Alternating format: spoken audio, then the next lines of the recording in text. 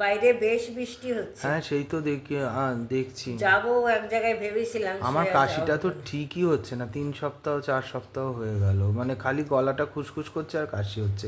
এমনি হচ্ছে না, যখন খুসখুস হচ্ছে তখনই হচ্ছে। গার্গেল কর, গার্গেল তো করছিস, কিন্তু করছিস। আর একটু বেশি বেশি মানে বেশি বার করে করতে হবে গার্গেলটা। একটু গার্গেল। অনেক দিন পর জানো তো কবিতার এগুলো দেখছিলাম। একটা কবিতা শুনবে? শোনা। তুমি বলো। আমার তো এখন, আমাকে আবার এটা বললে পরে আবার বন্ধুরা বলবে যে এতবার করে সাথ দেওয়া। একদিন আমি একটা গান শোনাবো, কিন্তু এখন আসলে অনেক দিন। শোনো তাহলে। তুই বল, শুনি এইটা আজকে। হচ্ছে, রেলগাড়ির কামরায় হঠাৎ দেখা, ভাবিনি সম্ভব হবে কোনো দিন। আগে ওকে বারবার দেখেছি লাল রঙের শাড়িতে ডালিম ফুলের মতো রাঙা। আজ পড়েছে কালো রেশমের কাপড়, আঁচল তুলেছে মাথায়, দোলন চাপার মতন চিকন গোর মুখখানি ঘিরে মনে হলো কালো রঙে একটা গভীর দূরত্ব ঘনিয়ে নিয়েছে নিজের চারদিকে।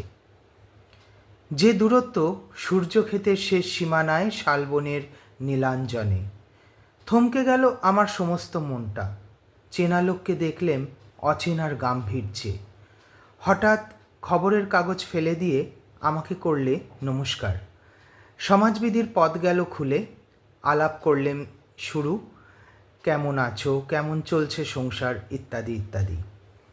সে রইল জানলার বাইরের দিকে চেয়ে, যেন কাছের দিনের ছোঁয়াচ পার হওয়া চাহনিতে, যেন কাছের দিনের ছোঁয়াচ পার হওয়া চাহনিতে।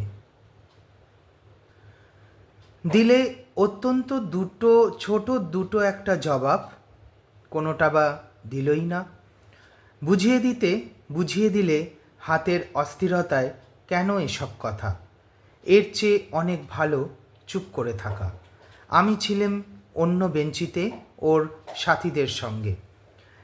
এক সময় আঙুল নেড়ে জানালে কাছে আসতে, মনে হলো কম সাহস নয়।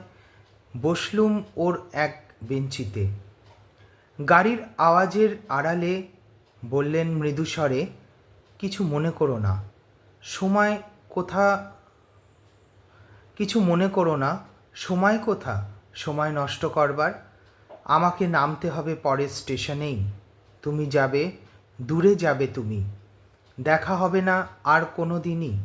তাই শেষ প্রশ্নটার জবাব এতকাল থেমে যে প্রশ্নটার জবাব এতকাল থেমে আছে, শুনবো তোমার মুখে। সত্য করে বলবে তো? আমি বললাম, বলবো। বাইরের আকাশ বাইরের আকাশে দিকে তাকিয়ে শুধলো, আমাদের গেছে যেদিন একেবারেই কি গেছে, কিছুই কি নেই বাকি। একটুকু রইলেম চুপ করে, তারপর বললেম, রাতের সব তারাই আছে দিনের আলোর গভীরে। খটকা লাগলো, কি জানি বানিয়ে বললেম নাকি। ও বললে, থাক এখন যাও ওদিকে। সবাই নেমে গেল পরের স্টেশনে, আমি চললাম একা। জানো এই কবিতাটা কার লেখা? এই কবিতাটা হচ্ছে হঠাৎ দেখা, রবীন্দ্রনাথ ঠাকুরের। এটা হচ্ছে শ্যামলী হতে সংগ্রহীত, মানে শ্যামলী থেকে নেওয়া হয়েছে। আমি ঠিক করে পড়তে পারলাম না এটা। এটা আবার ফেসবুকে দিলে যারা ভালো কবিতা বলে তারা আবার অনেক কিছু বলবে, কেননা আমি তো আর কবিতা পড়ি না। এই কবিতাটা আমার খুব ভালো লাগে তাই শোনালাম, এই আর কি। ভালোই হয়েছে, খারাপ কি হয়েছে? আমি ভালোই তো হয়েছে। আর, যারা কবিতা বলে কত সুন্দর বলে হ্যাঁ, বলো তা তো। অবশ্য ঠিক। কালকে যেমন আমার আমি বন্ধু আছে সুব্রতর যে ওয়াইফ, এত সুন্দর ব্রততী কি দিদির যেন কাছে নামটা মেয়েটি, ইয়ে করে, কবিতা শেখে, দারুণ। আর ব্রততীর কাছে শেখে তো। হ্যাঁ সুব্রতর যে ছেলে, ও দারুণ দারুণ, কবিতা আমি বলে। শুনেছি ব্রততীর কাছে ওই যে ওরা এই দুজনে সুব্রত। মিলে ডুয়েট হ্যাঁ, করেছিল ওর দারুণ প্রোগ্রামে। করেছিল দারুণ দুজনে। দারুণ, আমার তো খুব। খুব ওর ভালো ছেলের হয়েছে তো, ওর ছেলেও ভীষণ ভালো বলছে, মা তো ভালো বলে।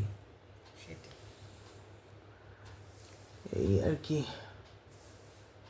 চলো খেয়ে নি। যাক, আজকে তো যাওয়া হলো না, যাবো বলে জামা কাপড় পরেছিলাম। এই খুশি, চলো মা, কত খেতে দিয়ে ও কতবার এসে আমার কাছে এসে বলে গেল আমার আমার খিদে পেয়েছে। খিদে খুশি, আয় পেয়েছে। এদিকে আয়। যাও যাও যাও খেতে দাও। খুশি, এদিকে এসো, এদিকে এসো।